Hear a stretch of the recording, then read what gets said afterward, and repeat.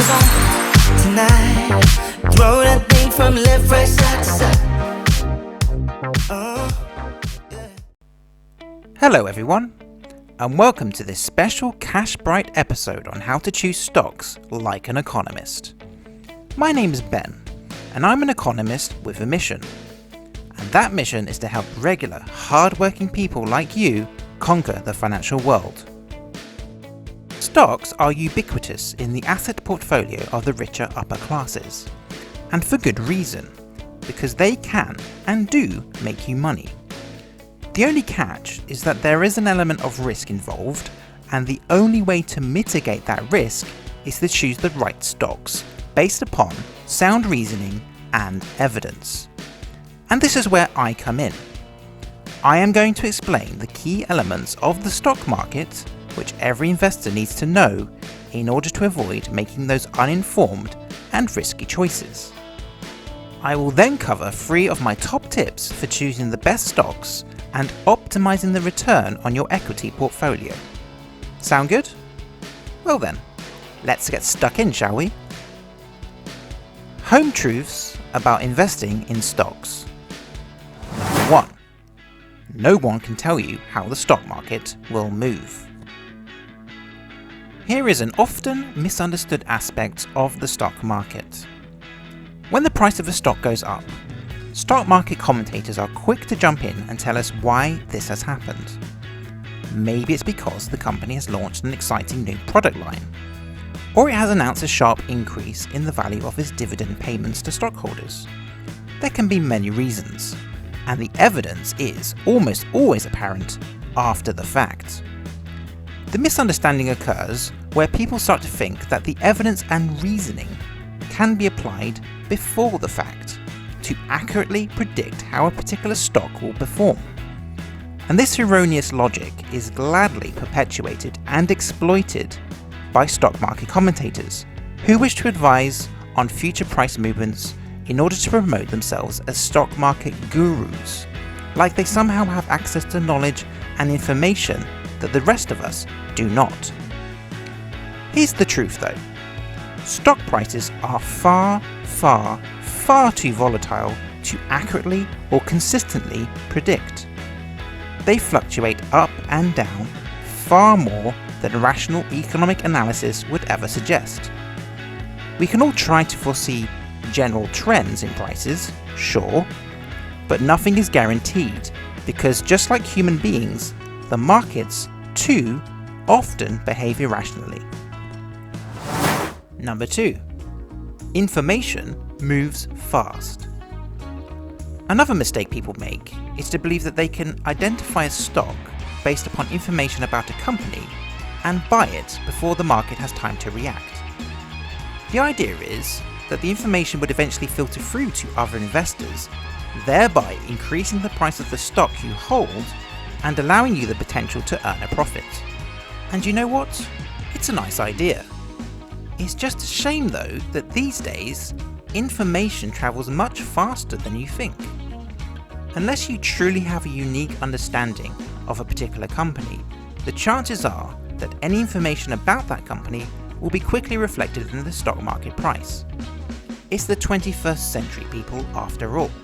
And even if regular investors aren't able to react as fast as you, the AI computers will have bought and sold that stock before you even have a chance to dial the number to your stockbroker. Number 3. Having stocks is better than not having stocks. The volatility of the stock market deters most people from ever venturing into the world of equities.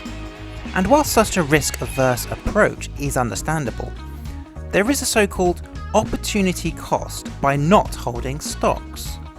Despite their risks, stockholders are more often than not amply rewarded for their choices, whether this is through dividends or short-term trading. Stocks on average earn more than even the safest treasury bonds, and as I will discuss, there are ways to reduce the risks which are inherent in any stock portfolio. By not holding any stocks, people are missing out on lucrative investment opportunities, all because of a mixture of fear and a lack of information. So it's time to get informed, people. it's time to think about investing in the stock market. How to choose stocks like an economist. Number 1. Decrease the risk by favouring low-cost index funds. Even if you think you know a few good stocks, you never actually know how they will perform.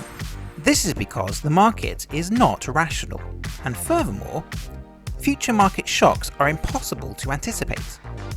Think of trade wars, hurricanes, tsunamis, commodity shortages, etc. The future is always uncertain. Economists like to look at the big picture, and when I do, I see low-cost index funds to be the answer. This is because index funds spread your exposure to risk by matching the components of a particular stock index, for example, the S&P 500. They are simple, have low maintenance costs, and although their turnover can be lower than choosing individual stocks, they are much less sensitive to changes in the markets. Number 2. Avoid home bias. People like the familiar, that which they know and can feel like they can trust. It's a trait in all humans because naturally, it seems that the less familiar aspects of life are more likely to hold the greater dangers.